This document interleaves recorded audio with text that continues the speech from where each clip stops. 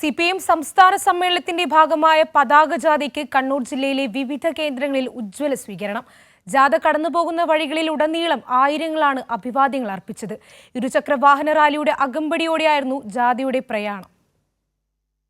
പയ്യന്നൂരിൽ നിന്നാണ് രണ്ടാം ദിനം ജാഥ പര്യടനം ആരംഭിച്ചത്. പഴയങ്ങാടിയിലായിരുന്നു ആദ്യ സ്വീകരണം. ആവേശകരമായ സ്വീകരണമാണ് ജാഥയ്ക്ക് ലഭിച്ചത്. ജാഥ captain M Swaraj, manager Panoli Valsan, ജാഥാംഗം കെ അനുശ്രീ എന്നിവരെ ഹാരാർപ്പണം നടത്തിയാണ് സ്വീകരിച്ചത്.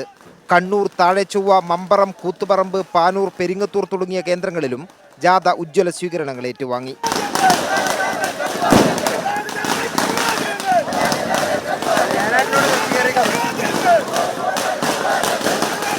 കടന്നുപോകുന്ന വഴികളിൽ കാത്തുനിന്ന പാർട്ടി പ്രവർത്തകർ മുദ്രാവാക്യം വിളിച്ചും പുഷ്പവൃഷ്ടി നടത്തിയും ജാഥയ്ക്ക് അഭിവാദ്യം അർപ്പിച്ചു. കണ്ണൂർ ജില്ലയിലെ വിവിധ കേന്ദ്രങ്ങളിൽ ഉജ്ജ്വല സ്വീകരണങ്ങൾ ഏറ്റുവാങ്ങി ജാഥ കോഴിക്കോട് ജില്ലയിൽ പ്രവേശിച്ചു.